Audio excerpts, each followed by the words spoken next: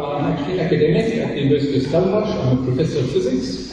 I am not in this group normally, so forgive me if I say things that you already know. I can tell you all about quarks and gluons and Bayesian analysis, but that's not something you want to know, so I apologize for being in the wrong venue. So, Friends of Stellenbosch Mountain, I have maybe 15 minutes. I'll try to stick to my time, but if I run over a minute or two, I hope you'll forgive me. There will be two parts to my talk. This is part one, Stellenbosch Mountain and its friends. There's an echo here. And the second part will then be Stellenbosch municipality and the duty of care. This is a very primitive but good enough description of where we are. So here is, let's get back here. Here is Stellenbosch Mountain. This is Organogram Nature Reserve. And this is Stellenbosch up here. This is Farm 366 and Farm 369. Those two are municipal properties. And down here is a 40-50-year lease area, which is Organogram. 3682 is also part of a municipality, and that is actually University of Stellenbosch ground. So we're directly adjacent to the Organogram Nature Reserve, and you're basically looking at Stellenbosch Mountain from the west. A quick rundown of our history and activities. Of course, we don't have much time to tell you. So what you see here is a very localized interpretation of life in general. But here we've got a 20-year timeline. So this is slightly different from the other talks where everything was spatially extended but over fairly short times. So like Stanti, we started with small groups. There was a 14-year-old battle to stop a golf estate company developed in that. I was heavily involved with that, along with the Ratepayers Association, as was Charlie Boucher to some degree. Thank you, Charlie. We have the privilege in this particular area of having been involved with Working for Water from the very early stages. So we started talking to Working for Water in 2003. Of course, we have been talking to municipalities since forever. Working for Water will play a role in as you will see in a moment. We also have our issues with them, and we had the same kind of things that we discussed today were also back then already topical. Then the Stellenbosch Mountain only existed formally from 2011, when Guy Preston actually came to Stellenbosch to launch it. Before that, we had some informal hack groups just running the show out in these areas which I showed you. 2016, we became a Section 18A public benefit organization. So now I have the privilege of dealing with SARS. I've got 7 different SARS tax returns in the coming 2 months. It's no fun at all. Between 2002 and 2019, in other words 3 years ago, we've enjoyed excellent working relations with the municipality, but since 2019 things have gone a bit sour. You will hear about that in a minute. In terms of what we're actually doing, we probably physically removed between 150 to 200,000 alien invasives, although like Santi and people say it's almost impossible to estimate, so that number could be 500,000, I don't know. It's really impossible to say. And of course, because we've been busy at this for about 20 years, we've probably prevented about a few million on Stellenbosch Mountain. But I must emphasize that numbers are not the real game. The game is if there are only 10 left, then that's 10 too many. In terms of what kind of species are we dealing with, well, it's the usual crowd. Okay, Acacia saligna, that's for Jackson, black wattle, Haplia, and then a bunch of other things which also happen. And we've got emerging species also, which we're trying to learn about. Friends of Stellenbosch Mountain is characterized by the usual NGO characteristics. We're highly flexible, and we have minimal bureaucracy, and we have no money. We are also very much the eyes and ears on the ground, so we know the area like our back pocket. There's probably not a coppice and not a rock outcrop or somewhere where we haven't been up on the side. We've developed a system of regular hacks and special hacks. So you may ask, what is that? Well, it's exactly what we hear, but let me show you just by a few photographs. So here's a regular hack. This is your typical crowd. This is actually not usually as many as these. I'm sorry, the aspect ratio is not good, but I've complained and the authorities don't listen to me, so I'm afraid this is all normal people, even though they don't look like it. But what you can see here is there's a whole mix of people from young to old.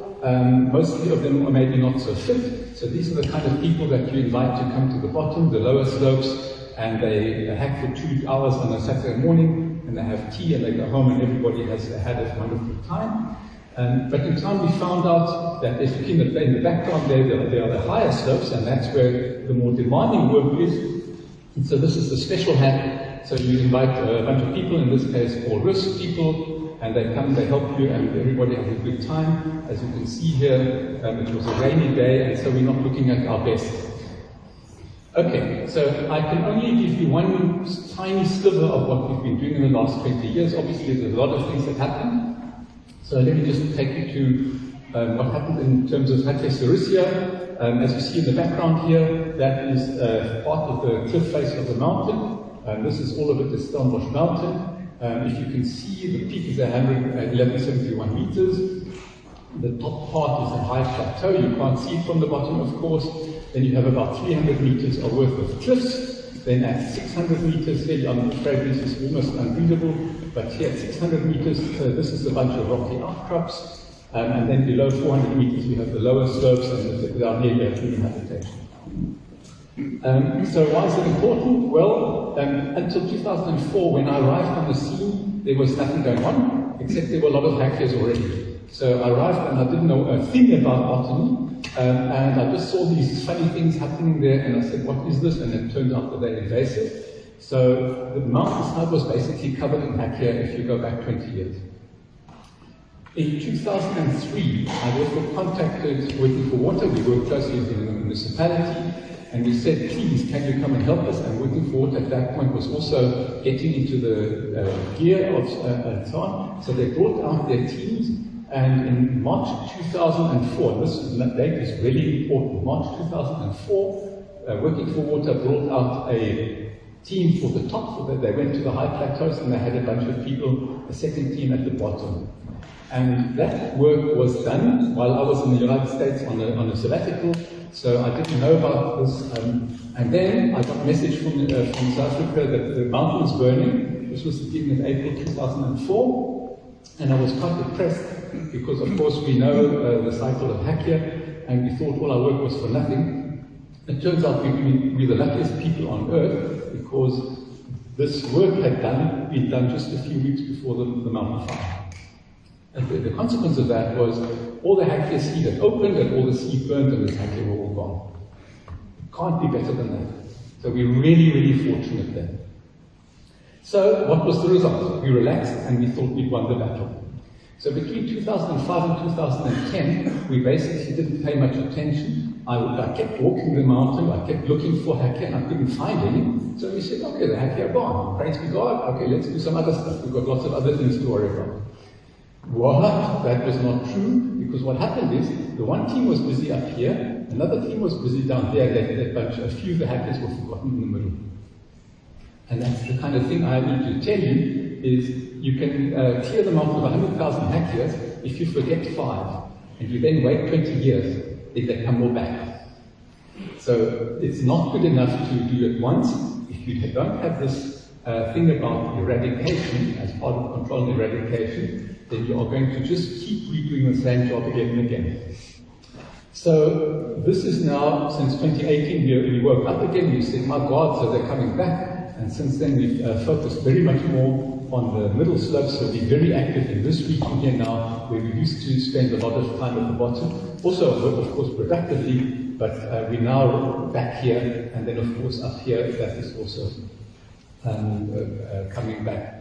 I must say one thing, and that is we have got the mountainside nearly cleaned of Hakia. I know almost itemized where the remaining ones are, but there's one large patch, and the patch happens to be exactly here where you're looking. That is a big problem here, and we need someone's help. Okay? So if you can bring us a team, we can show you where to work. Question, of course, is, okay, when I die, when the other people go, who's going to look after the mountain in 20 years' time from now? So this is your typical, you can't even read this, but it says extreme weeding up there. So if there's only 1 hectare left, so here's 1 hectare there, 1 hectare. If that hectare is left to be where it is, that hectare will then repopulate the entire valley. So that's why you actually, if you do that kind of thing, you have to go for the individual hectares, or else you're going to waste everybody's time, including your own. Okay, so the lessons learned, in fact, the people who are professionals in this will recognize absolutely everything here that I have to say. It's lessons that we learned along the way. Never be complacent. If you think the hackers are gone, they're not. The 20-year horizon is absolute minimum. You should not think about things in terms of 2-year horizons. You have to persevere and you have to follow up. If you leave any one of those out, you are not going to win the battle. For us, as a tiny organization, we have to learn to focus on our strengths. So our strengths are, we are highly flexible, we are highly motivated, we know exactly what we're doing and we have no money. So therefore, what you do, you go for the low densities. And that's exactly the kind of thing that the municipality and the contractors do not do well. So we leave the high density, the bad stuff, the big stuff that we leave for the municipality and the contractors, and we focus on the low density stuff. So I pick up 1 tree, 1 hectare tree on the cliff, that's worth more than 1,000 trees at the bottom. The last thing, of course, to understand is that if you think eradication as opposed to control, you have to change mindset, and you have to do different things. And we are fortunate enough, as I showed you, that we started this process 20 years ago. And so we are as close to eradication in some cases as we can hopefully get. And so our mindset has had to change. The one thing that I also learned very much as a physicist, you know about mathematics, you have to combat the invasives on their terms. You should take away your human prejudice and you should think about life in terms of being a hacker. What is a hacker like? It likes good weather, it likes water, it likes this. Don't think about your parameters. The parameters that count is what matters. A hacker grow won't matter, a hacker die. That's what matters. And that is the horrible thing of invasives. You have exponential growth. Exponential growth is a hackneyed term by now, but if you think about it, it's true. And what we do is linear clearing work. Linear clearing work means if you double the amount of time or the double the amount of money, it's double the amount of effect of things that you can clear. So if your linear stuff is low enough, you are losing the battle. Okay? So forget anything. If you're competing against exponential growth with linear work, the only way to win that war is to start as early as possible. If you start late, you are basically dead. So speed is absolutely essential. And the earlier you start, like we did in 2003, then you do well. Go and have a look at Stellenbosch Mountain. If you start late, like some other places, then you are in really deep trouble. There is no reason to skimp on costs. If you want to skimp on costs now, you are creating yourself a disaster, guaranteed 10 years, 20, 30 years from now. I want everybody to listen to this. Don't skimp on combating aliens. There is also no room for incompetence. If someone doesn't do the job, you should get rid of that person, because the next thing is that incompetence makes the hackers happy. If your hackers are happy, then you are losing. One of the other things that, of course, I keep finding, and I look back over all the photographs of the last 20 years, and I keep seeing all the gaps. So we've got large gaps in our record, and I wish I'd made more photographs, taken more maps, etc., etc. Last thing, and that is where I'm leading into the second part of my talk. We started off as nature lovers. We started off like Santi, and we love the flowers. I've got hundreds and hundreds of flower pictures from Stellenbosch Mountain over the last 20 years. There was no iNaturalist, but we do have that record, except we don't have the spatial record. But you discover after a while that you're wasting your time unless you get into the governance part of this also. So this is part 2. Stellenbosch municipality and duty of care. So the phrase duty of care, of course, for the specialist is well known. Duty of care appears actually not in the section itself, but as a heading to a section in NAMBA, the Biodiversity Act. I do not need to explain it to you in detail. And I want to make an issue about this duty of care, because that is really what my whole talk is all about.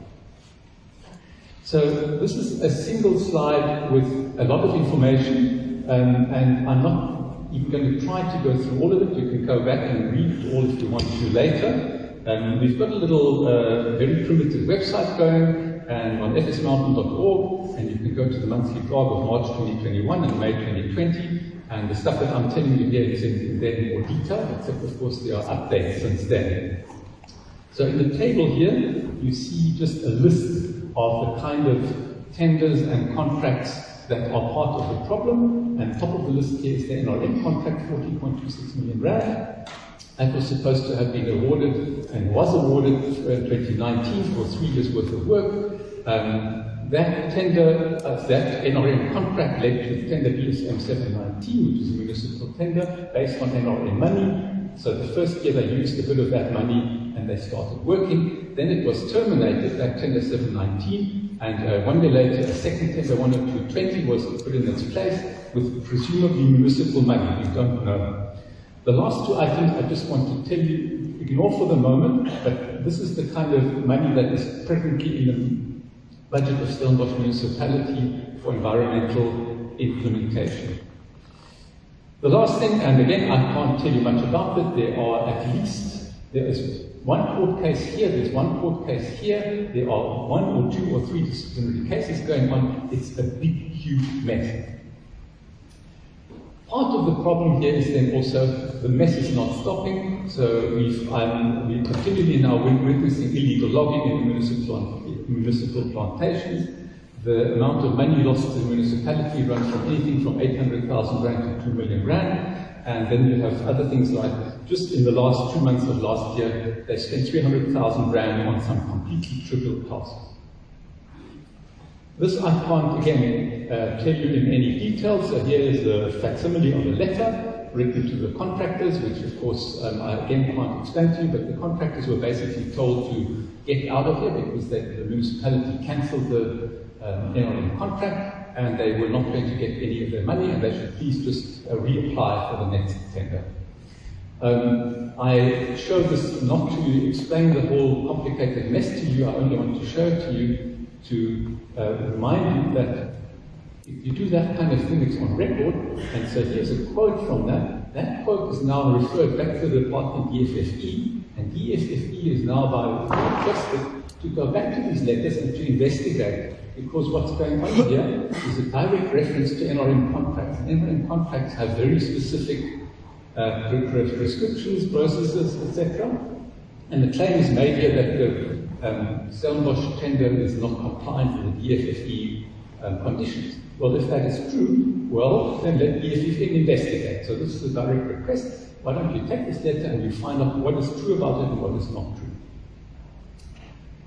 This is now, I'm going to leave this. This is based on a particular set of NRM invasive species control, money stuff. Now I'm going to widen the focus a little bit, and I want to say, okay, so if this is the current, we're talking 40 million rand here, 10 million rand there, so it's that kind of order of magnitude. Now let's look at the big picture of what is Stellenbosch municipality all about. Well, so in 2021, this is the last year budget, this was finished, the operational budget was 2.0 billion rand, and the capital budget was 400 million rand on top of that. So you can see the orders of magnitude. So the 10 million that we were talking about is maybe not even a few percent of the total municipal budget. The Stellenbosch environmental policy is very well developed. So we've got a Stellenbosch environmental management framework, we've got an alien invasive management plan, we've got the nature area environmental management plan. They are being written, and thanks very much. Schalk van der Merwe has done a great job with this. So the plans are all there. In fact, council had them, council approved them, they are on the record. And so what's the problem? Well, the problem is they just simply are not funded. So the plans are there, but there's no money to do anything with the plans. So this is the giant gap that, I mean, this is worldwide. People have this wonderful ideas about what should be done and what can be done. It's wishful thinking, fantastic plans, diagrams, photographs, blah, blah, blah. And then they all put it on the desk and they forget about it and they carry on with what they do want to do anyway. Where's the implementation? You then go and you now look at the budgets and say, okay, so you've got all these wonderful plans, so how much money is Stellenbosch municipality putting into implementing what they have already approved? The answer is 2 million rand. 2 million rand. For not alien invasive clearing, but parks, forestry, alien invasive clearing, and everything else. Good.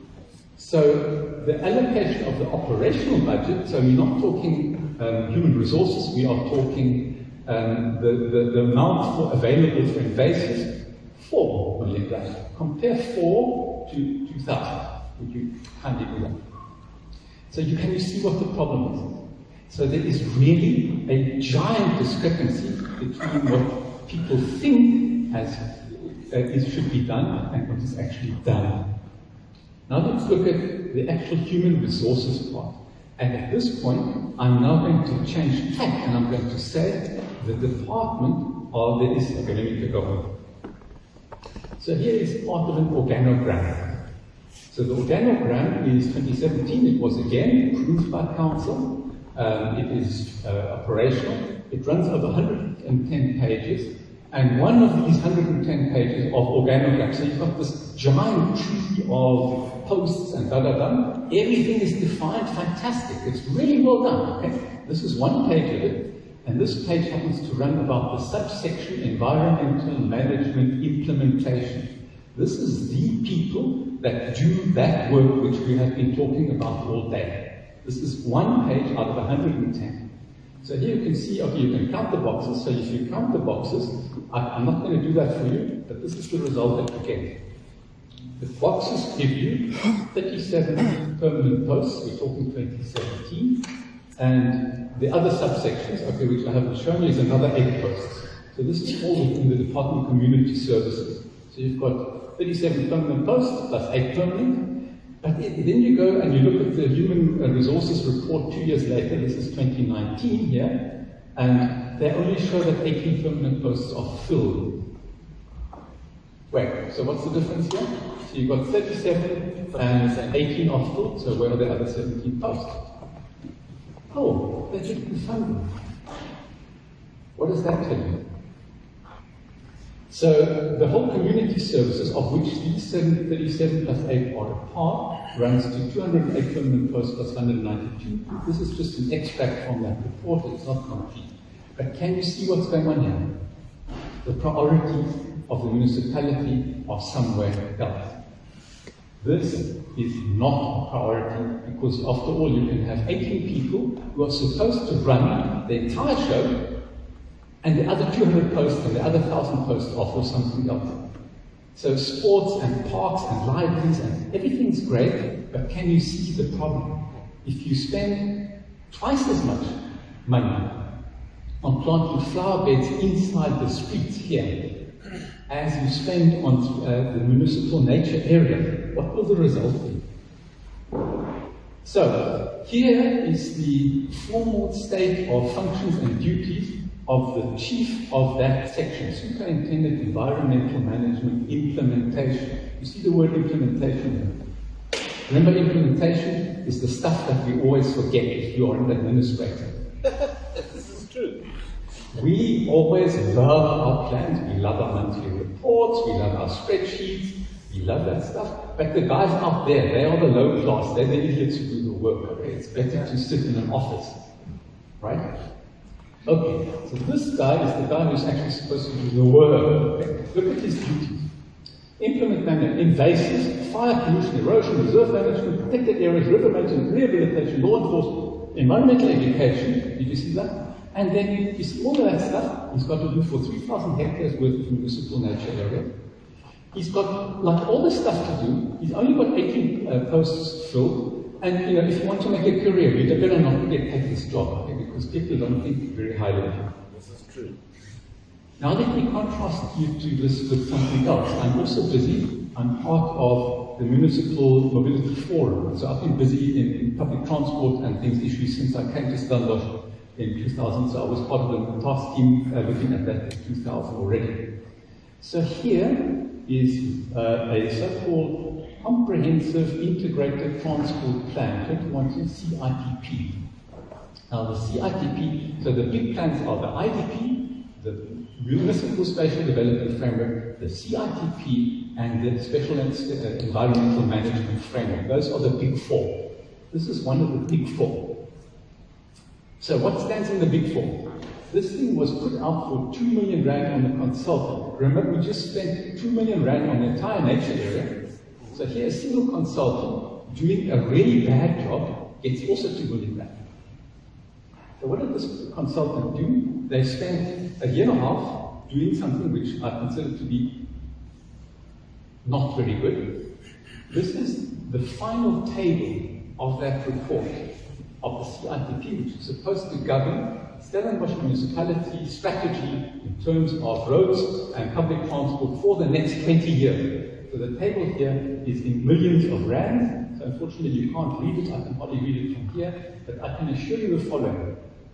So these numbers are integrated planning, public transport, NMT, road infrastructure, 37 million, 300 million, 126 million, 1,382 million. So what you see immediately, they've spent 90% of their so-called 20-year budget on roads and infrastructure. The NMT in the public transport simply doesn't feature. So you see a pattern here? Again, if there's a particular lobby and a particular interest, that's where the money goes. But what's worse, if you look at this table and you add that, plus that, plus that, plus that, does not equal that. Wait a minute. Excuse me, these are millions. So 37 plus 300 plus 126 plus 138 is not equal to 1.5 billion. What happened? The guy forgot to add it up. Excuse me? You lost 126 million rand. Oh, wait, we lost another 700 million rand also. We forgot to include the parking. So, what do you say then? You can, this was tabled by council, it was approved by council. This is an official policy. So, we've been asking about duty of care. I think you can see by now what's going on here. So, who actually cares here? I think Friends of Stellenbosch Mountain, we do care, but the municipality doesn't actually care about what we do. This forum here should be attended by all the councillors, by the municipal manager, by the mayor. I don't think that any one of those people are here because the kind of stuff we do here is not part of what they're interested in. Now, I must say immediately, you have to defend a politician and you have to defend a municipal official because they have a huge amount of responsibility. And the normal Mr. Citizen too easily will condemn a politician or condemn a municipal official unless they understand how much trouble and responsibility they have. However, that's not an excuse. It's only a motivation. So if you want to do what you do, if you want to ignore the nature areas, go ahead, ignore them. And then 10 years from now, or 20 years from now, you will have to pay not 5 but 50 times more than what you would pay if you manage the nature areas now. Which is why we cannot make any compromises on this kind of nonsense here. This kind of thing has to be shown up for what it is, namely bullshit. Well said. Okay, summary and conclusions.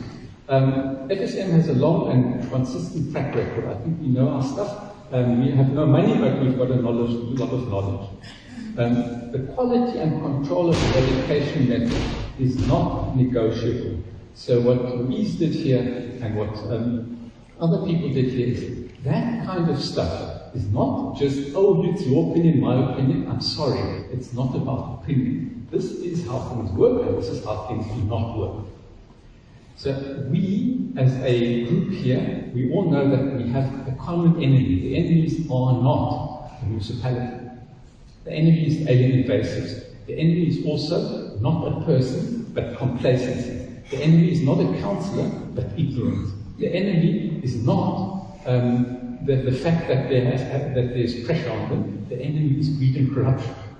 The enemy is poverty. The enemy is climate change. So we better get our enemies right. Okay? So I think we must make sure that we now don't go out of this room and say, Hans Eggers went and said, oh, this municipality is this horrible thing, and you should all beat them up and throw them into the bin, and that's not what I'm saying.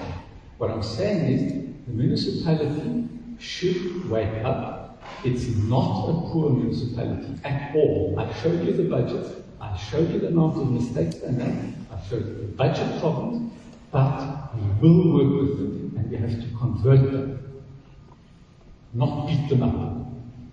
It's not a matter of conflict, it's a matter of caring.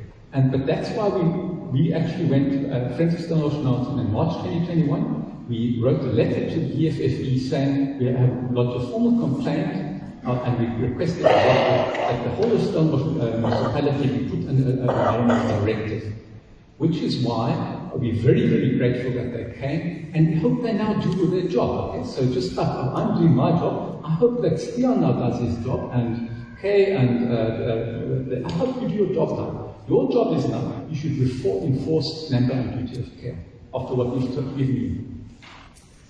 After we've got the directive, we will start cooperating again, because we have to cooperate. The enemy is not the municipality. You is not the enemy, I'm not the enemy. The enemy is out there growing on the mountainside. Okay, so that's where we are. So Mark Raffert took this, and let's then get on.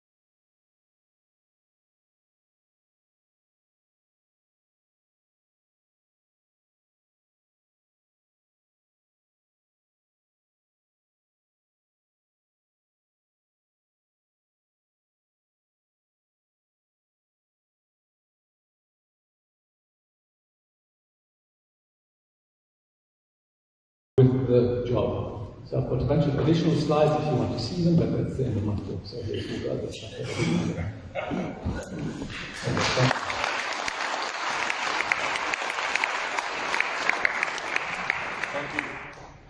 Thank you very much, Ernst. I think one of the most important things you said is the issue of ignorance.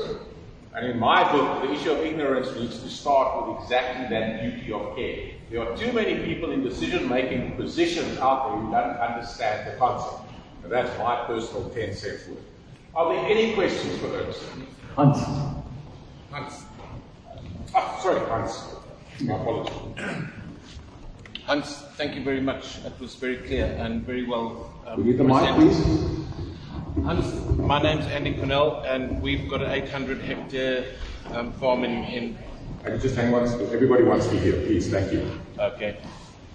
Help if it's on. Right.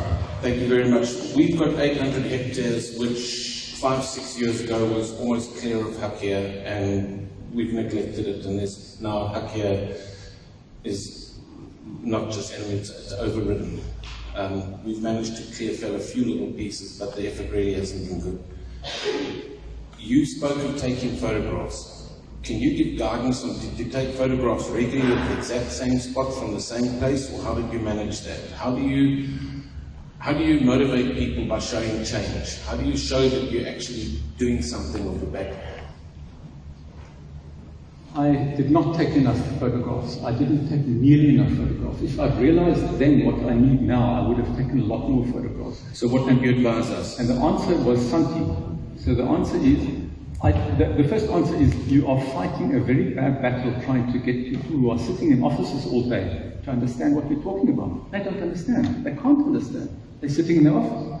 The only way to understand what's really going on is to drag them by the scruff of the neck into the woods and say, look here.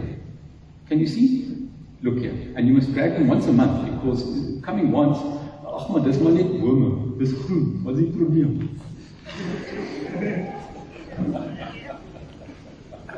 Consistency is the name of the game. Any other questions?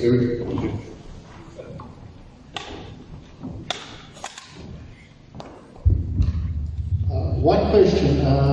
In fighting alien invasives, what is the use of sending in people with weed eaters to cut down indigenous flowers next to pathways? Was that something to make everything on the mountainside neat? You know that they send weed eaters up there. All they do is they clear flowers from the path. They do not touch an alien. Yeah, so we University and municipality. Right. So I really showed you the healthcare part of what we're doing.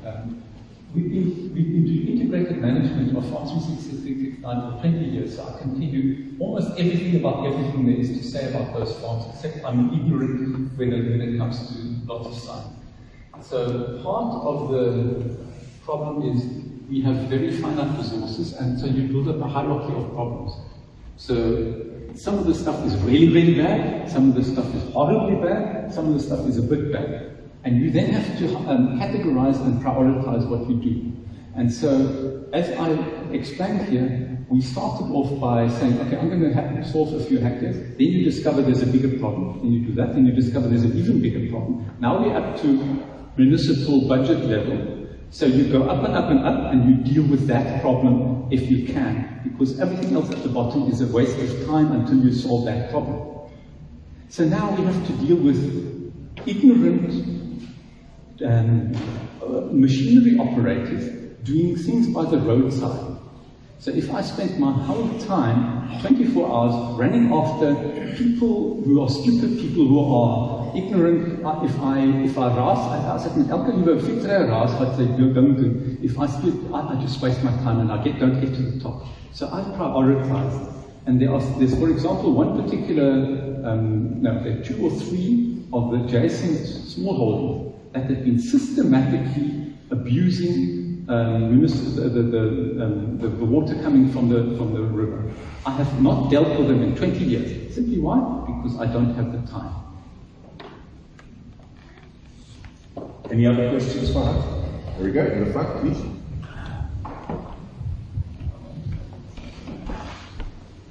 Thank you. Hans, in your figures for the municipality, has the costing of loss in biodiversity and water been put forward to them as a loss in time, value, as an argument? No, and so, okay, Charlie, you have to explain, okay, remember, we have a new council since November 2021.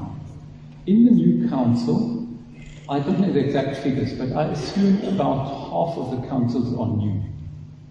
Did you hear that? They are new. They know nothing about how this thing operates. If you come with a thing like, have you explained biodiversity to them? Wait, Charlie, they have to first understand the rules of council chambers. Then they have to learn about all the machinations of politics. One day, maybe we can start using the word biodiversity. But we've been through, at least 5 mayors and 5 or 6 municipal managers, and we are the institutional memory. We know stuff that happened with Dudley Adolph and... Do you guys remember Dudley Adolph? Anybody remember Dudley? No. You see? So I'm the memory here. Does anybody remember Willie Hotel? Anybody? You don't? You see? So how can you even think about what a municipality is until you get the 20-year view of what's really happened in this town for the last 20 years, politically speaking? And so part of our big problem is that every time you have to start from the beginning again. And by 5 years later, you're almost dead, and then the new people come in. You have a question?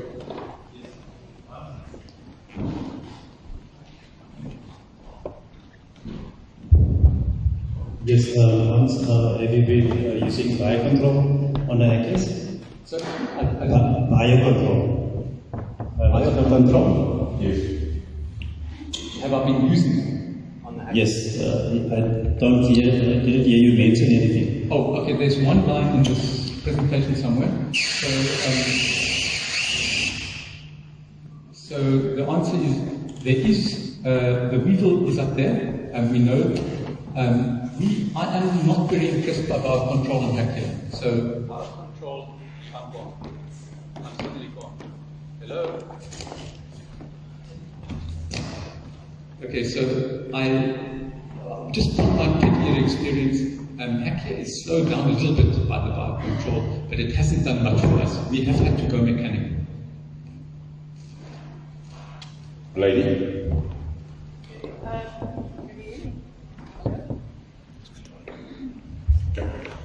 I'm going to be the mic. You're talking there. Okay, this is not a question, answer me. I'm part of I'm one of the founding members of the Collaborative Governance Network for Water Security. It's a spin out from the Stellenbosch Water Institute and the Stellenbosch River Collaborative, which is real. Stellenbosch not many know about it, some know about it, but what I want to share is good news as well. So, being affiliated with the university, I'm one foot in the university, one foot outside. We work with corporates with care, and we also have the privilege to have access to calls for funding. So we're currently busy with UNESCO, the Be Resilient program. It's a national program. COCO is involved in a national program, and there's one specifically brokered for the Eerste catchment, and it's for the next 3 years. Charlie Boucher joined us with the first workshop and a location visit. So we are going to start to engage with stakeholders in this town. I see a big audience here if you're interested. I'll give you my information, but let's get together and find solutions. Working closely with guys like Friends of Stellenbosch Mountain. I have allies like Wildlands Trust or Wild Trust next to me, working since 2014 together. Alka Watson on that side. And I know there's a few of you in this room. So Stellenbosch River Collaborative have many sectors and partners like Speed, Estelle, Water Use Association, Municipality, WWF, they're all founding members. Thank you. We have one question. Is the mic's working? Running? Good. Mr. Answer, don't understand one thing. I was one of the contracts who work on the contracts, but they give us cancellation that we can't work on it in the field anymore because NRA withdraw the money from them. Is it true? But now I hear you say it's just the opposite. Mr. Boss have withdraw the money from or give back the money to NRA. Is it true? Okay, I am not the right person to answer the question. All I know is we put in a higher request, promotional access to information act request, the municipality to DFFE about the NRM contract. The municipality of Stellenbosch refused to give us a contract copy, but DFFE did give us a copy of the contract. The reasons for the termination of the 2019 NRM contract were blacked out. Stellenbosch municipality refused, and is still refusing, to tell us why that NRM contract was cancelled. There's a bunch of secrecy going on. This is the kind of detail that I can't tell you now.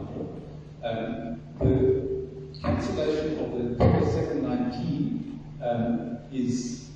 was a subsequent to that. If that's also what they claim, I cannot tell you what happens on the inside. So what will they do? All I know is that money has probably by now been returned, but I think you should ask that question to DFFE. They should be able to answer that question.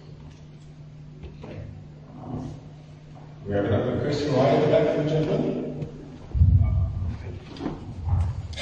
Hello everyone. I'll be very clear. Okay, so my name is Craig. I'm a researcher in invasive wire control. And I just want to make a comment to the gentleman who spoke about biological control failures. So there's an organization called the Organogram Research Council, which works together with universities. And the meat of what we do is biological control, research in particular. So I'm very categorically tell you that without any doubt, we have got 4 agents, insect agents, and 1 pathogen that is being implemented, being deployed as the front line in the battle against Hitler.